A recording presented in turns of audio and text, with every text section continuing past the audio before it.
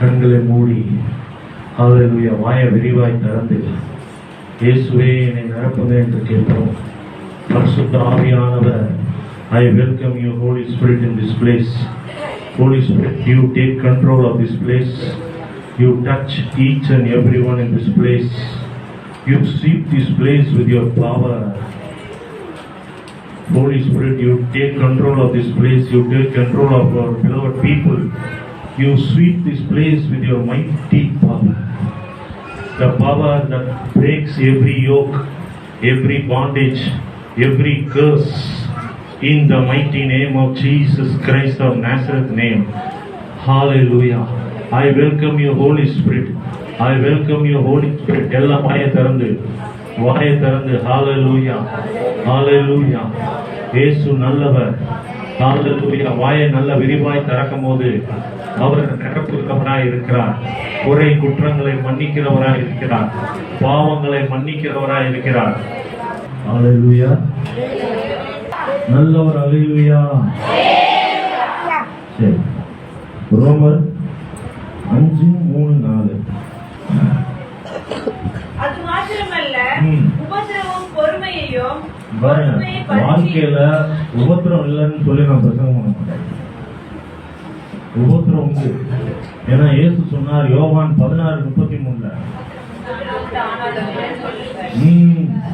நல்ல வசனம்னா பரவாயில்ல. Very good, very good, excellent.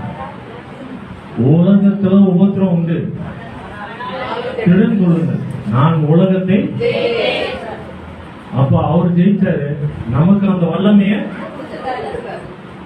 நம்ம ஜெயிக்கிறதுக்கு வல்லமையை கொடுத்திருக்கிறார். என்ன வல்லமை? இயேசு என்ற நாமம் அந்த வல்லமையை கொடுத்திருக்கிறார். கிறிஸ்தவ வாழ்க்கை என்பது ஏதோ ரசிக்கப்பட்டு அபிஷேகம் பண்ணப்பட்டு. நேற்று பாருங்க, ஒரு சகோதரத்தை பேசிக்கணும். அவருக்கு வயது கொஞ்சம் ஆயிடுச்சு, நிறைய ஆயிடுச்சு. சர்ச்சுக்கு போறியாப்பா அப்படின்னா இல்ல. சண்டே ஆனா எங்க போறாரு? ஃப்ரெண்ட்ஸ் பார்க்க. ஏன்னா அவர் கல்யாணம் ஆகல, விரக்தி. இன்னொரு சகோதரி, அவங்க எங்க சொந்தக்காரங்க தான். அவங்க என் ஒய்ஃபுக்கு, அவங்க எங்க சர்ச்சுக்கு போறியா? இல்ல, போக மாட்டேன், எனக்கு இந்த இயேசு வேண்டாம். எப்படி சார் ஒரு கல்யாணம் நடக்காதுக்கா இயேசு வேணான்னா அவன் வாழ்க்கையே பரிதாபமாயிடும். சரியா? கல்யாணம் நடக்கும். எப்ப நடக்கும்னா, விடாமுயற்சி தொடர்ந்து இயேசுவை நம்பி அவருடைய வார்த்தையை நம்பும் போது. முதல் அற்புதம் எங்க செஞ்சாரு? சர்ச்சில் சர்ச்சுக்கு நான் எப்பப்பெல்லாம் தலா காட்டுவேன், கம்யூனியன் சர்வீஸ் அப்ப தலா காட்டுவேன், சர்ச்சுக்கு சரியா வரமாட்டேன். என் சரீரத்துல சின்ன ஒரு பிரச்சனை வந்தாலும் நான் சர்ச்சுக்கு வரமாட்டேன். பாஸ்டர் கோச்சுக்கலாம், சர்ச்சை கோச்சுக்கலாம். யாருக்கு நஷ்டம்? உங்களுக்கு தான் நஷ்டம். பாஸ்டருக்கு நஷ்டமா இல்ல சர்ச்சு இடத்துக்கு நஷ்டமா? நஷ்டம் இல்ல. சரிங்களா? முடிவு பிறந்தும் நினைத்திருக்கிறவன் தான் ரட்சிக்கப்படுவான். முடிவு பிறந்தோம் என்ன ஆயிடுச்சு? இப்ப அவரு அந்த சகோதரர் பெங்களூர்ல இருக்காரு, இந்த சகோதரி இங்கேதான் இருக்காங்க. ஆனா விரக்தி வாழ்க்கையில. இன்னொரு சகோதரன் எங்க வீட்டு பக்கத்துல இருக்கிறார். அவர் சொல்றாரு, நான் என் காமன் உள்ளவங்க எல்லாம் மன்னிக்க மாட்டேன். எப்படி மன்னிக்கலாம் மாட்டேன்? நான் பிறப்பால கிறிஸ்தவன் தான், பிறந்திருந்து இது வரைக்கும் கிறிஸ்தவன். ஆனா என்னாலாம் மன்னிக்க முடியாது. அப்ப எங்கப்பா போவ? நல்லதுதான் போவேன். அவர் சொல்றாரு, எங்க போவ? ஏன்னா நம்ம மன்னிக்க வேணா எங்க போகணும்? குடும்பத்துல அநேக பிரச்சனைகள் வரும், மன்னிக்க முடியாத சூழ்நிலைகள் வரும். கணவன் மனைவியை மன்னிக்க முடியாது, மனைவி கணவனை மன்னிக்க முடியாது, பிள்ளைகள் பெற்றோரை மன்னிக்க முடியாது. இதனால வர்ற மன அழுத்தங்கள். இன்னைக்கு நிறைய ஜெப குறிப்பு என்ன வருதுன்னா, திருமணம் ஆகல, ஏற்ற துணை, அல்லது திருமணம் ஆகி குழந்தை இல்லை, அல்லது மன அழுத்தம். 8 வயசு குழந்தைக்கு சுகர், 15 வயசு பையன் 12th படிக்கிற பையனுக்கு மன அழுத்தம். இதெல்லாம் எப்படி வந்துச்சு? மன அழுத்தம் எங்க இருந்து வந்துச்சு? எப்ப பார்த்தாலும் இந்த செல்போனையே நோண்டிட்டு இருந்தோம். செல்போன் எது கொடுத்துருக்காங்க? போன் பேசுறதுக்கு, பைபிள் படிக்கலாம், ஏதாவது நல்ல கருத்துக்களை படிக்கலாம். ஆனா அதே நோண்டிட்டு இருந்தோம்னா என்ன ஆகும்? வெளியில போய் கிரவுண்ட்ல விளையாட மாட்டாங்க. அதனால என்ன ஆகும்? உடம்புல ஒரு சுரக்காது. நைட்ல தூங்க மாட்டான். நைட் எல்லாம் போர்வை போத்தி அப்பா அம்மாவை மறைச்சு செல்போன் பார்த்து அப்பா அம்மாவை ஏமாத்துறாங்க பிள்ளைங்க. நம்ம ஜாக்கிரதையா இருக்கணும். பிள்ளைங்களை வளர்க்கும் போது செல்போன் தேவைதான், ஆனா செல்போன்னால மன அழுத்தத்துக்குள்ள போயிடக்கூடாது. இதனால நான் சர்ச்சுக்கு வர மாட்டேன். உடனே கோச்சுக்கிறது. இன்னைக்கு மைண்டை டிஸ்ட்ராக்ட் பண்றதுக்கு அநேக காரியங்கள் இருக்கு. செல்போன்ல எல்லாமே இருக்கு. செல்போனை பார்த்தே மேரேஜ் ஃபிக்ஸ் ஆயிருக்கு. எதுல? ஃபேஸ்புக்ல, அப்புறம் என்ன இன்ஸ்டாகிராம்ல, அப்புறம் எல்லாம் ட்விட்டர், இந்த வருது எல்லாம். அடுத்து வேற வரிசையா எல்லாம் தெரியுது. பரவாயில்ல, அதெல்லாம் தெரிஞ்சுக்கிறதுல நம்ம தப்பு ஒன்றும் இல்லை. ஆனா அதுக்கு அடிமையாயிட்டோம். செல்போன்ல தவறான படம் பார்க்கறது, போனோகிராஃபினா ப்ளூ பிலிம் பார்க்கறது. என் நிவி ஒருத்தன் சொல்றான், அந்த பையன் 5வது தான் படிக்கிறான். அவன் சொல்றான் என்கிட்ட மாமா என் பையனுக்கு எல்லாமே தெரியும் மாமா. எப்படிப்பா தெரியும்? செல்போன் அவனுக்கு கொடுத்துருக்கேன், அவன் எல்லாத்தையும் அதில் பார்க்குறான். இப்ப இது நல்ல காரியமா? இப்போ மைண்டு கரெக்ட் ஆகும், படிப்புல இருந்து டிஸ்ட்ராக்ட் ஆகும், கடவுளை தேட முடியாது, தாய் தகப்பனுக்கு கீழ்ப்படிய முடியாது. தாய் தகப்பனுக்கு கீழ்ப்படியாம என்ன பண்ண சொல்லும்? திருட்டுத்தனம் பண்ணதான் சொல்லும். புரியுதுங்களா? வெளியில தாய் தகப்பன் முன்னாடி நல்லவங்க மாதிரி நடிக்கும் பிள்ளைங்க. ஆனா வெளியில பண்றதெல்லாம் உட்கார்ந்து பிள்ளைங்களை பார்த்தா சொல்றேன். நீ முதல்ல ஆண்டவருக்கு உண்மையாய், 2வது உன் தாய் தகப்பன் கீழ்ப்படிந்து, 3வது உன் டீச்சரை கனப்படுத்துற பிள்ளையா இருக்கும்போது, பெரியவர்களை கனப்படுத்துவர்களா இருக்கும்போது கர்த்தர் உன்னை பெரிய ஆளாக்குவார். ஒரு சத்தமே காணுங்க. ஆமீன் ஒருத்தர் மட்டும் போட்டாங்க, ஒரு 4 பேர் போட்டாங்க. நல்லாதான் ஒரு ஆமீன் போடுங்க. அதனால 5வது படிக்கிற பையன் எதை பார்க்கறான்னு பார்த்துவோம். இன்னைக்கு அப்படி இருக்கு, யாரையும் ஈஸியா இடம் போட்டுறாங்க. அப்ப உபத்திரம் உண்டு. இந்த டெம்டேஷன் உலகத்துல அநேகமா இருக்கு. இந்த யாக்கோபு 1 அதே பகுதியை வச்சுட்டு யாக்கோபு 1:4 வாசிங்க. நான் ரெஃபரன்ஸ் தான் எடுக்கல, இதெல்லாம் அப்படியே வருது. 3ல இருந்து வாசிங்க. 3. உங்கள் விசுவாசத்தின் பரீட்சையானது பொறுமையையும் உண்டாக்கும் என்று அறிந்து அது முந்தின வசனம் வாசிங்க. என் சகோதரரே, நீங்கள் பலவிதமான சோதனைகளில் அகப்படுவீர்கள். உங்கள் விசுவாசத்தின் பரீட்சையானது பொறுமை உண்டாக்கும் என்று அறிந்து. நீ பாருங்க, நிறைய சோதனை இருக்கு. வெளியில போனா சர்ச்சில் உட்கார்ந்து இருக்க மட்டும் இல்ல, வெளியில போனாலே என்ன இருக்கு? சோதனை தான்.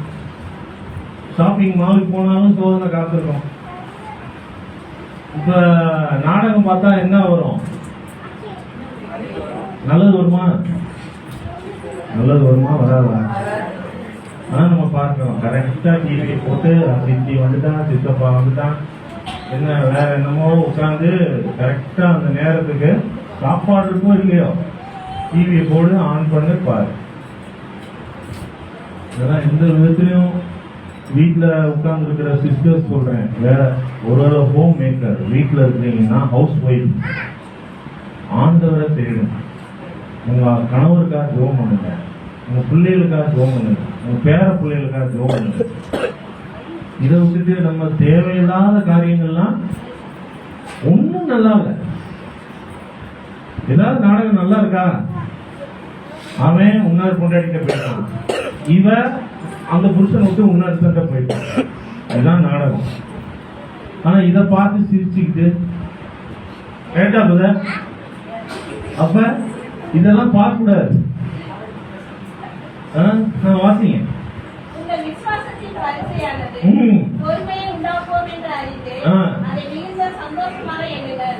நீங்கள் ஒன்றிலும் குறைந்தவர்களாய் இராமல் பூரணராயும் நிறைந்தவர்களாயும் இருக்கும்படி பொறுமையானது பூரணத்திலேயே செய்யப்படுவது. பொறுமை, நீ பொறுமை இருக்கா?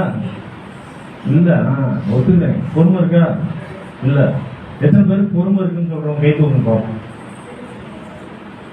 என்ன ஒருத்தர் கூட பொறுமை இல்லையா? என்ன உங்களுக்கு இல்லையா? இருக்கா? சரி, அவருக்கு ஜீவன் துறை இல்ல, சுத்தமா இல்ல. தம்பிக்கு இல்ல, பெரியவருக்கு இல்ல.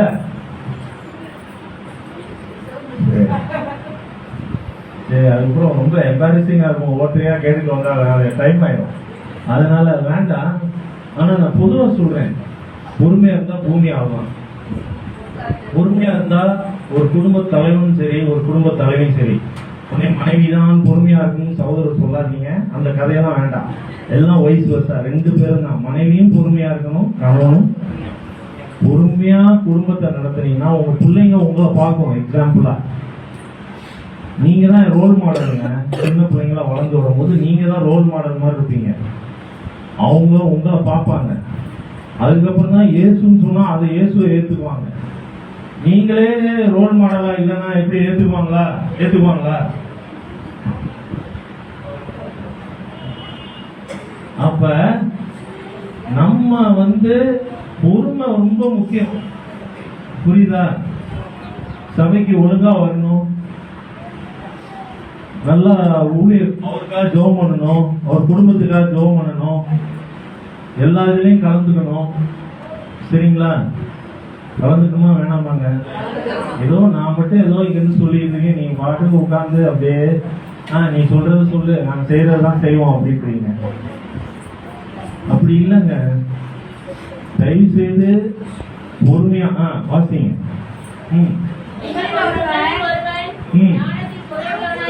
அதுக்கு அடுத்தது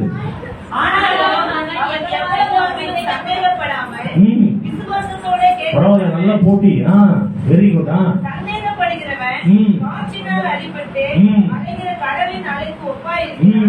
அப்படிப்பட்ட மனுஷன் கர்த்தரிடத்தில் எதையாகிலும் பெறலாம் என்று நினையாதிருப்பானாக. கிளியரா இருக்கு. இதுக்கு இன்டர்பிரேஷன் வியாக்கியானம் பண்ண வேண்டிய அவசியமே இல்லை. இரு மனமா இருந்தா எதையுமே ஆண்டவர்கிட்ட பெற்றுக்கொள்ள முடியாது. அந்த முன்னாடி எல்லாம் ஒரு 50 வருஷத்துக்கு முன்னாடி என்ன சொல்லுவாங்கன்னா, இந்த கையை தொடு, இந்த கையை தொடு, இந்த கையை தொட்டா வெளியில போலாம். எங்க தாத்தாவே இந்த கையை தொட்டா வெளியில போக வேண்டாம். என்ன சகுனமோ என்ன இதெல்லாம் புரியாது. சின்ன பையன் நானு. ஆனா என்ன போட்டிருக்கு வசனம்? என்ன சொல்லுது? சந்தேகப்படக்கூடாது. இயேசு ஒருவர்னா கடைசி மூச்சு இருக்கிற வரைக்கும் இயேசுவை தான் நம்பணும். புரியுதா?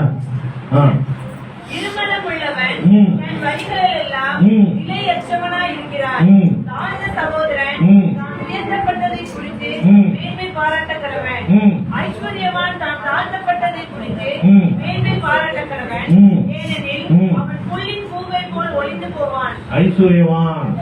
எந்த ஐஸ்வர்யவான் சொல்லுங்களேன்? வாலிபன், வயோதிபன் இல்ல, அதை கேட்கல. எந்த ஐஸ்வர்யவான போட்டிருக்கு? ஐஸ்வர்யவான் தான் பொதுவாக ஜெனரலைஸ் பண்ணக்கூடாது. எந்த ஐஸ்வர்யவான்? இயேசுவை நம்பாத ஐஸ்வர்யவான். நீங்க நிறைய பேர் ஐஸ்வர்யவான்கள் இருக்காங்க உலகத்துல.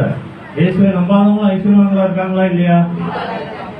அந்த ஐஸ்வர்யவான்கள் தான் போட்டு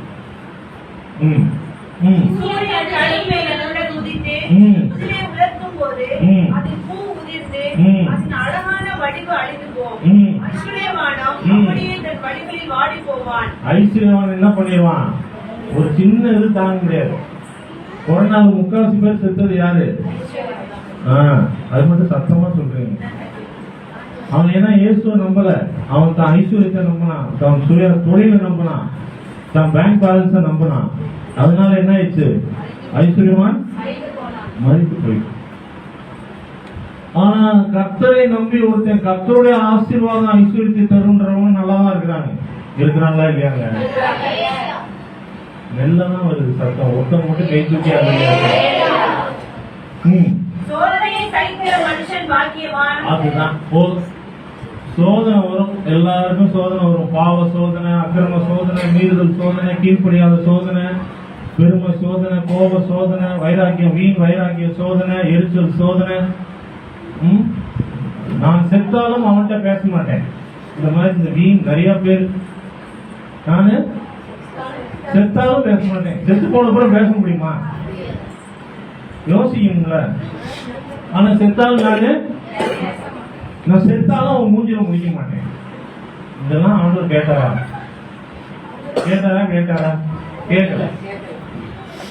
எதுக்கு இந்த வீண் வைராக்கியமா? இதனால அந்த சொல்ற ஆளுக்கு பிரயோஜனமா இல்ல அந்த ஆளுக்கும் பிரயோஜனமா? ரெண்டு பேருக்கும் பிரயோஜனம் இல்லை.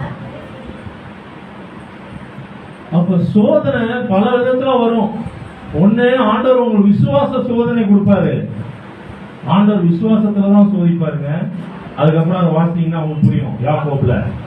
ஆனா பிசாசு பல விதத்துல சோதிப்பான். உங்களுக்கு என்ன வீக் பாயிண்டோ அதிலே சோதிச்சுக்கிட்டே இருப்பான். உங்களுக்கு பாவம் இச்சை என்ற இதுல வீக்கா இருந்தீங்கன்னா அதிலேயே சோதனை வந்துகிட்டே இருக்கும். அதுல பொறாமை, எரிச்சல், அதிலேயே சோதனை வந்துகிட்டே இருக்கும். என்னோட அவன் நல்லா இருக்கான் எப்படி அப்படின்னு பொறாமைப்படுறது, போட்டி போடுறது. அவன் நல்லா இருக்கான், நான் நல்லா இல்லையே. இதுல சோதனை வந்துகிட்டே இருக்கும். எரிச்சல், கோபம்லாம் சொல்லிட்டேன், கசப்புலாம் சொல்லிட்டேன். அடுத்து வாசிங்க. அதுல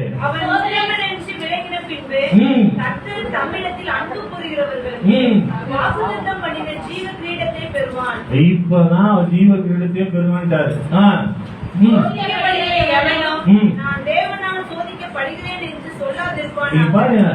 எல்லா சோதனையும் அவர் கொடுக்கறது இல்லைங்க. ஆபிரகாம் குழந்தைய கொடுத்துட்டு 100 வயசுல குழந்தைய கொடுத்து கொண்டாந்து மோரியா மலையில, அது விசுவாச சோதனை. என்ன ஏன் விசுவாச சோதனை? ஆண்டவரை நேசிக்கிறாரா இல்ல குழந்தைய நேசிக்கிறாரா? அதனால அந்த சோதனையில அவர் என்ன பண்ணிட்டாரு? குழந்தை வச்சுட்டாரு. பிள்ளைய கத்தியை எடுத்துட்டாரு ஒரே போடுறதுக்கு.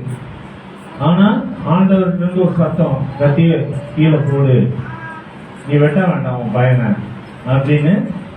அந்த சோதனையில ஆண்டவர் விசுவாச சோதனையில ஆபிரகாம் முழு வெற்றி எடுத்தார். ஆண்டவர் அதை பார்த்தார். ஆனா எல்லா சோதனையும் அவர் தர்றது இல்லை. நம்ம வரவு மீறி செலவு, வரவு 8 செலவு 10. நல்லா தெரியுது. இது ஏதோ சினிமான்னு நினைக்கிறேன். அதான் அது மட்டும் கரெக்டா வருது. அதனால நம்ம வரவு மீறி செலவு பண்ணும் போது அதை வாங்கணும் இதை வாங்கணும் அப்படின்னா ஆசையா தான் இருக்கும் பொருட்களை பார்த்தா. ஆனா நமக்கு ஆவியானவர் சொல்றாரு, நீ இல்ல கடன் வாங்காத, போதும் அப்படிங்கிறாரு. இல்ல வாங்கி ஒருத்தர் இருக்காரு, அவர் வீட்டுல பாத்தீங்கன்னா எல்லாமே இஎம்ஐல வாங்க, ஃப்ரிட்ஜு, சோஃபா. அவங்க என்னன்னா அந்த மாதிரி ஒரு லைஃப் ஸ்டைல். அது ஏன் அப்படின்னா நம்ம அடுத்தவங்களை கம்பேர் பண்றோம். அவங்க வீட்டுல எல்லாம் இருக்கு, எங்க வீட்லயும் வேணும் அப்படிங்கிறதுக்காக அந்த மாதிரி ஒரு பழக்க வழக்கங்கள் தான். புரியுதா? புரியுறவங்க ஒரு அழகிய சொல்றோம். எல்லா சோதனையும் அவர் கொடுக்கறது இல்ல. அப்படியே ரோமர் 5ஆம் அதிகாரம் 3, 4.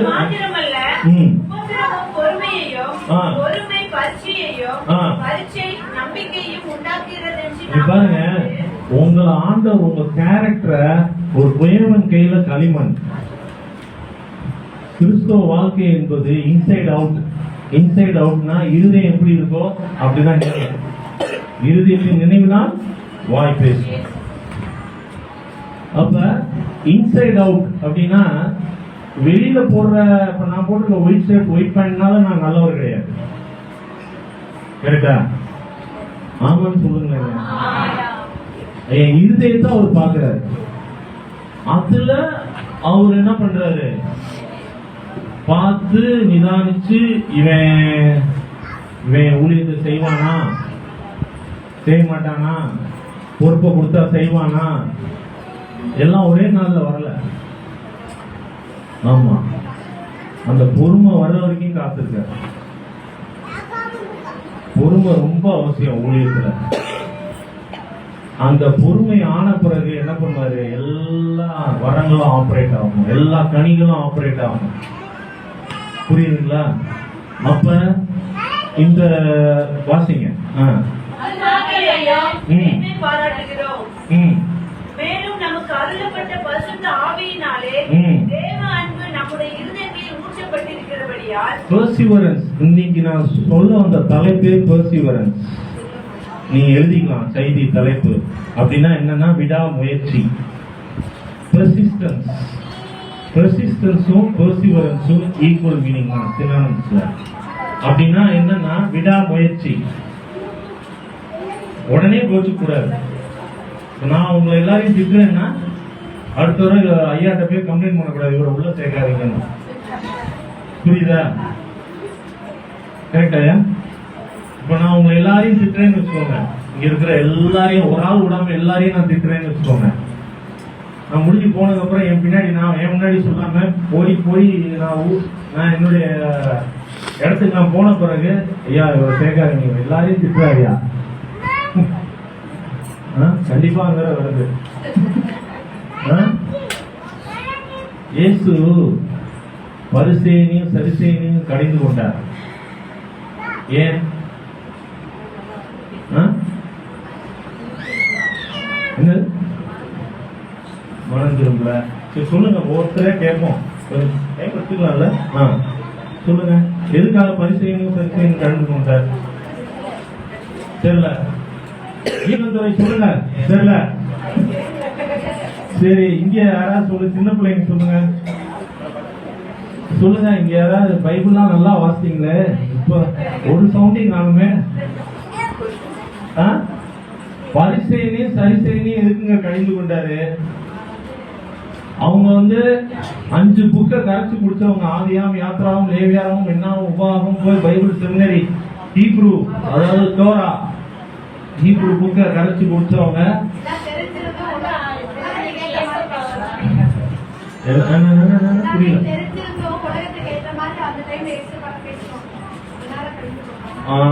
எல்லாம் தெரிஞ்சிருந்தும் உலகத்துக்கு ஏற்ற மாதிரி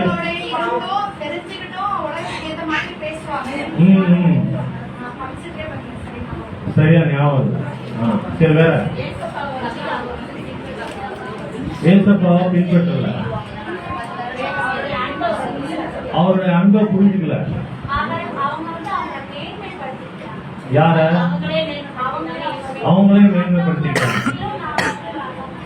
ரொம்ப நல்லவர்னு சொல்லிட்டாங்க. Very good. வேற பின்னாடி ஐயா தெரியல. சரி, நல்லது. அது ஓப்பனா பேசுறது நல்லது. இங்க இந்த இதுல உட்கார்ந்துருக்கீங்களா சேர்ல, சிஸ்டர், தாய்மார்கள், பெரியவங்க, உதவி செய்யறதுக்கு தருணம் இருந்தும் உதவி செய்யாம போயிட்டாங்க. வேற ஏதாவது? கடவுள் மனித அவதாரத்துல இறங்கி வந்ததை அறிந்து கொள்ளாதபடி அவங்க வெறும் அந்த 5 புக்ல எழுதியிருக்கிறதை மனப்பாடமா படிச்சு அதை மாத்திரம் சொல்லிக்கிட்டு அவர் சொல்றாரு, இயேசு சொல்றாரு, நான் ஆபிரகாம் முன்னாடி இருந்தேன்பா அப்படின்றாரு. ஆபிரகாமுக்கு முன்னாடியே இருந்தேன்னு சொல்லும் போது கூட அவங்க உங்களுக்கு 50 வயசு கூட ஆகல, ஆபிரகாம் முன்னாடி இருக்காங்க. வாசிப்போம். யோவான் 8:31-32.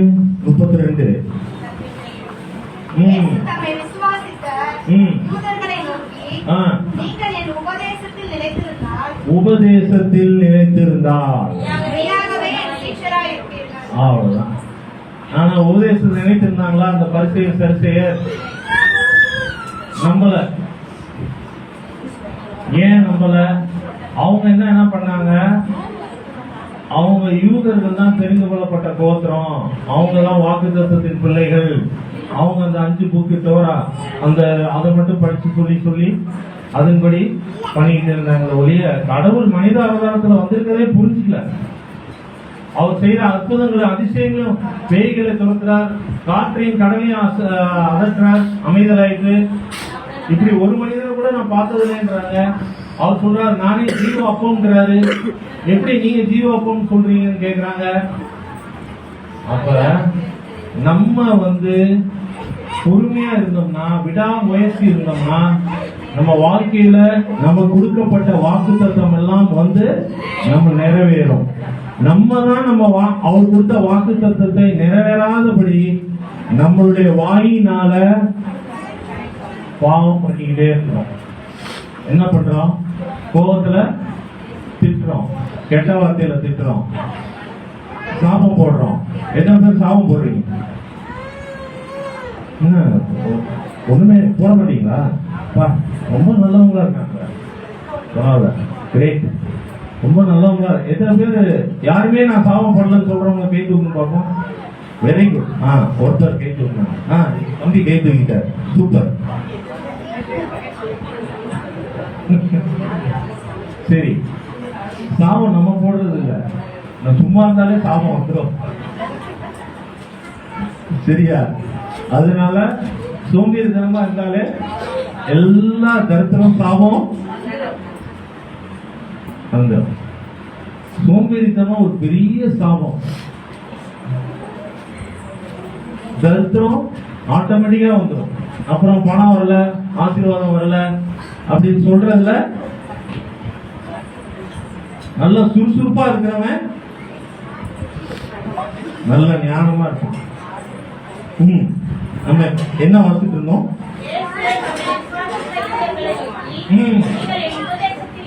அதுல 48 வாசிங்க. அதுல 8:48.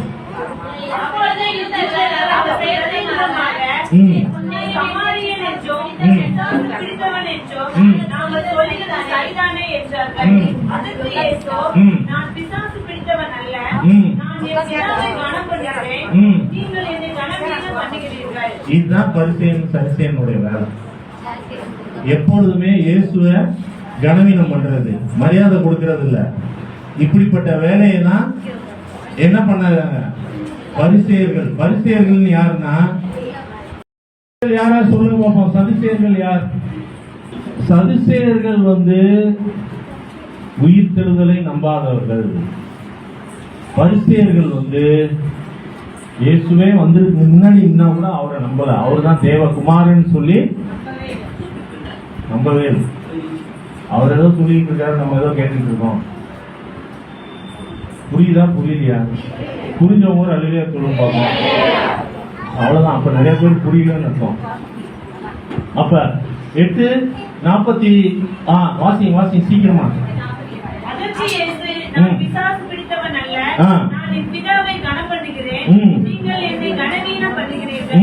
நான் எனக்கு மகிமையை தேடுகிறதில்லை, அதை தேடி நியாயம் தீர்க்கிறவர் ஒருவர் இருக்கிறார்.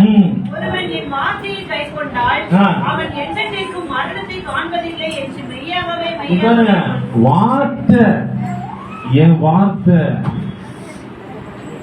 இயேசுதான். வார்த்தை வார்த்தை தான் இயேசு. அது புரிஞ்சவங்க அல்லையா சொல்லுங்க.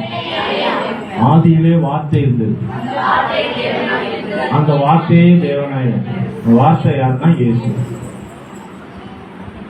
ரேமா லோகோ அப்படின்னு சொல்லுவாங்க பைபிள் செமினரில. சரிங்களா? அதுக்கு அடுத்து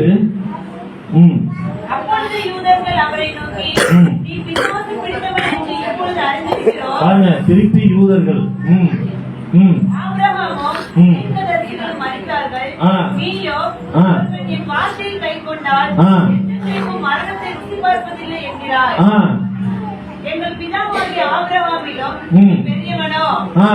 பாருங்க என்ன சொல்றாங்க பாத்தீங்களா? என் பிதாவாகிய ஆபிரகாமிலும் நீங்க பெரியவரா?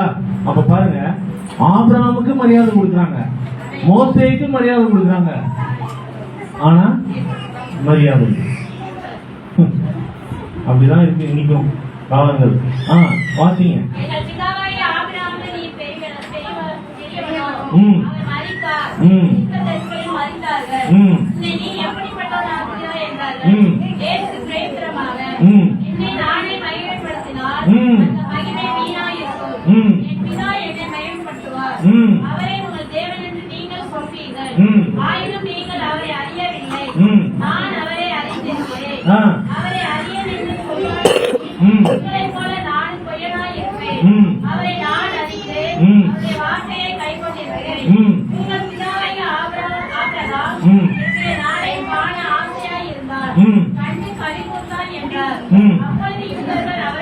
நல்லா கவனிங்க. அப்பொழுது யூதர்கள் அவரை நோக்கி, இன்னும் 50 வயது ஆகவில்லை. உனக்கு இன்னும் 50 வயது கூட ஆகல. இயேசுவை பார்த்து சொல்றாங்க, நீ ஆபிரகாமை கண்டாயோ என்றார்கள். ஆபிரகாம நீங்க பாத்தீங்களான்னு இயேசுட்ட கேக்குறாங்க. அதற்கு இயேசு, ஆபிரகாம் உண்டாவதற்கு முன்னமே நான் இருக்கிறேன் என்று மெய்யாகவே மெய்யாகவே உங்களுக்கு சொல்கிறேன் என்றார். போதும். அப்ப முடிவு பிறந்தும் இந்த கிறிஸ்துவ ஓட்டம்ன்றது கடைசி மூச்சு வரைக்கும், கடைசி மூச்சுல கூட இயேசுவே வாயில வரணும்.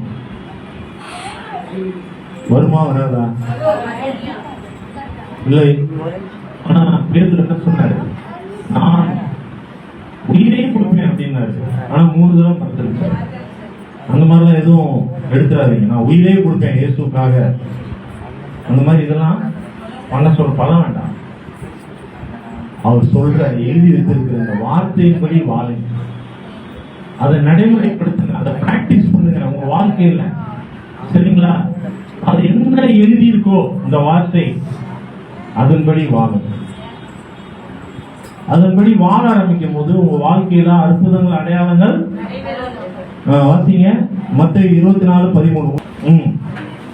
முடிவு பரியந்தம் நிலைநிற்பவனே ரட்சிக்கப்படுவான். போதும். அப்ப இந்த கிறிஸ்தவ வாழ்க்கையில ஈஸியா கோச்சிக்க கூடாது, சொரணம் ரொம்ப இருக்கக்கூடாது.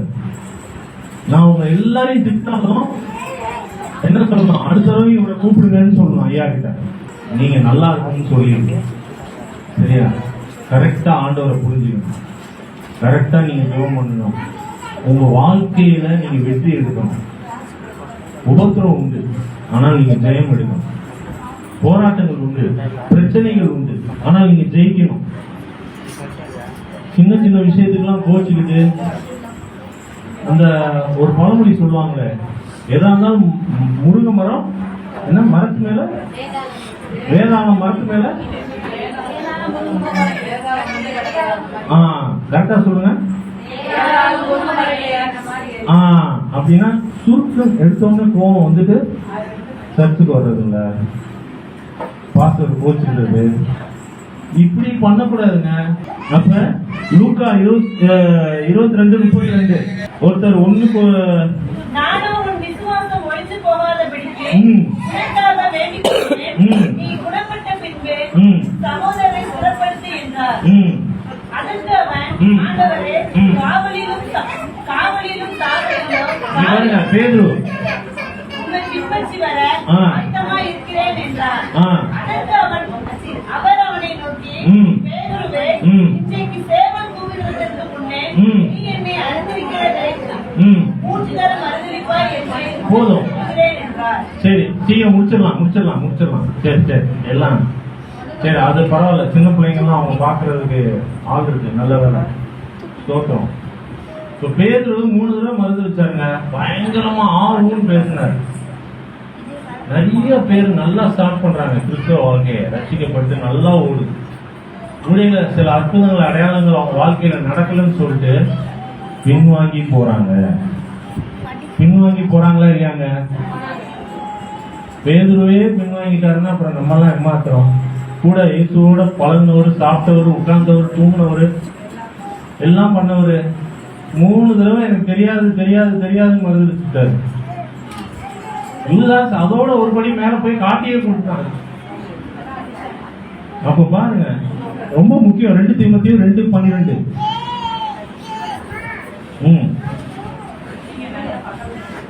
ரெண்டு தீமோத்தேயு 2:12. அவரோட கூட, யாரோட கூட?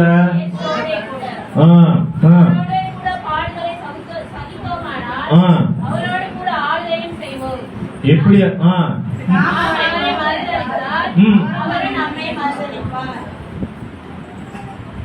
புரியுதா? இதுக்கு வியாக்கியானம் தேவையா?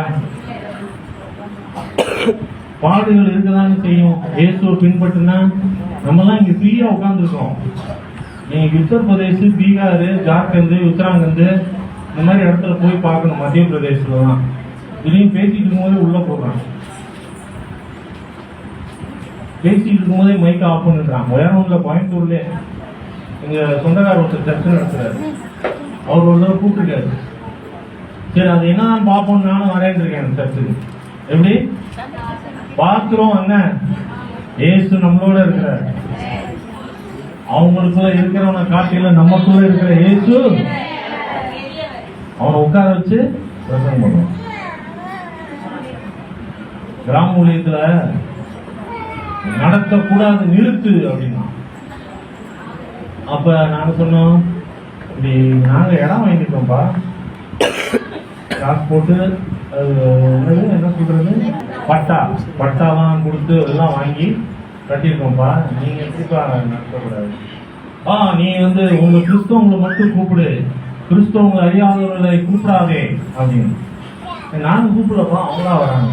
உன் வண்டியை அனுப்பாதே. சரி அனுப்பல. அவன் வந்துட்டான்னா அவன் வந்தா வரட்டும், ஆனா நீ வண்டியை அனுப்பாத. சரி, என்னதான் பாரு, எப்படிலாம் பாருங்க, சுவிசேஷத்துக்கு எவ்வளவு தடையும் பாருங்க. அவரோடு கூட பாடுபட்டால் அவரோடு கூட ஆளவும் முடியும். சரிங்களா? ரொம்ப முக்கியம். அதுக்கடுத்து எபிரேயர் 3:5-6 ஒருத்தர் 10:39 எழுது. சொல்லப்பட போகிற காரியங்களுக்கு சாட்சியாக மோசே பணிவிடைக்காரனாய் அவருடைய வீட்டில் எங்கும் உண்மையுள்ளவனாய் இருந்தார். பாருங்க, நம்ம உண்மையை அவர் தான் நிறுத்து பார்க்கிறார். யார் நிறுத்து பார்க்கிறா? இயேசு நிறுத்து பார்க்கிறார். மோசே என் வீட்டில் எங்கும் இந்த மாதிரி சர்டிபிகேட் வாங்கணும். உங்க பேரு இந்த பைபிள்ல அப்போஸ்தலர்களுடைய பின்னாடி உங்க பேரு எழுதப்படணும். சரி சரி, ரைட். எல்லா பேரும் எழுதப்படணும்ல ஜீவ புத்தகத்துல. எழுதப்படணுமா வேணாமா? அப்ப 10:39 நாமோ கெட்டு போக பின்வாங்குகிறவர்களாய் இராமல் ஆத்துமா ஈடேற விசுவாசிக்கிறவர்களாய் இருக்கிறோம். அவ்வளவுதான். நம்ம இந்த விசுவாச வாழ்க்கையில நம்ம எல்லாரும் எழுந்திருப்போம். கெட்டு போகாதபடி விசுவாசத்தில் உறுதியா இருங்க. ஒரே வார்த்தையில முடிச்சிட்டேன். இயேசு மேல உள்ள விசுவாசத்துல முடிவிருந்து நிலைத்திருங்க. சும்மா சின்ன சின்ன காரியத்துக்கு கோபப்பட்டு, பொறாமை இல்லாம, போட்டி போடாம, எரிச்சல் படாம, வீண் வைராக்கியம், வீண் கசப்புகள், வீண் இச்சைகள், இப்படிப்பட்ட காரியங்களுக்கு விலகி